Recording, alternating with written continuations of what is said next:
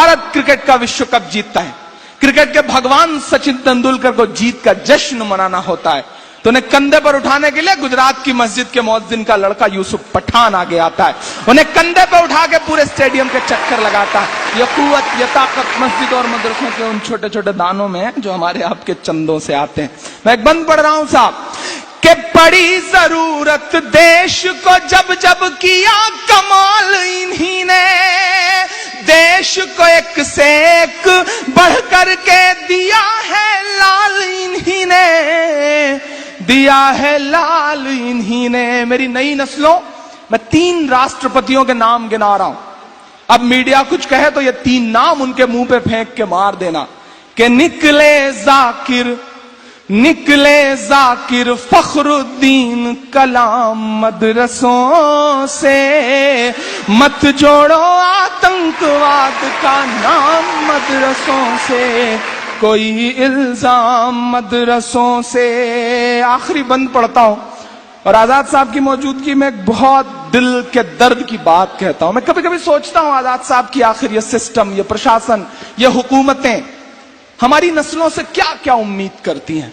हमारे हाथ में शहनाई थमाई गई तो हम उस्ताद बिस्मिल्लाह खान बन गए, हमारे हाथ में सरोद थमाया गया तो हम उस्ताद अमजद अली खान बन गए, हमारे हाथ में तबला थमाया गया तो हम उस्ताद जाकिर हुसैन बन गए, हमारे हाथ में साइंस दिया गया तो हम देश को परमाणु संपन्न बनाने वाले कलाम बन गए, हमारे हाथ में टेनिस का रैकेट पकड़ाया गया तो हमारी बेटियां सानिया बन गई, हमारे हाथ में क्रिकेट का बल्ला और गेंद पकड़ाई गई तो हम जहीर खान, यूसुफ पठान, इरफान पठान और मोहम्मद शमी बन गए, हमारे हाथ में म्यूजिक दिया गया तो हम इस देश को आस्कर दिलवाने वाले ए.आर. रहमान हो गए।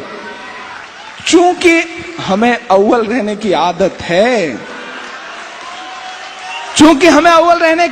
है, तो हो सकता है कि पांव लड़खड़ाया हो तो हम हाजी मस्तान भी हो गए हों, बट इट्स अ ब्लैक। जिस तरह एक स्पेक्ट्रम होता है, इंद्रधनुष होता है, उसमें तमाम रंग होते हैं लेकिन उसके बगल में काला रंग भी होता है। यह हमारी नस्लों का काला रंग है। हम सिस्टम से गुजारिश करते हैं कि हमें उस काले रंग से क्यों पहचानते हैं। हमारी नस्लों के जो और खूबसूरत रंग हैं हमें उससे पहचानिए।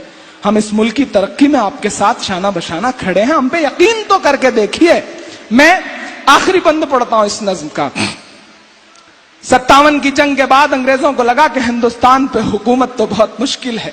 हम लड़ रहे थे उस वक्त, हमसे छीनी गई थी हुकूमत, हम लड़ रहे थे।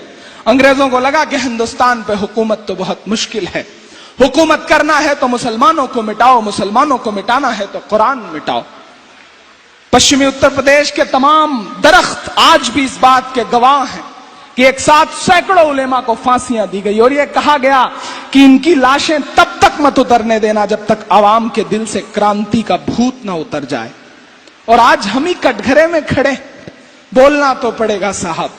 अब नहीं बोलेंगे तो कब बोलेंगे? अगर अब नहीं बोलेंगे तो आने वाली नस्लें गूंगी हो जाएंगी।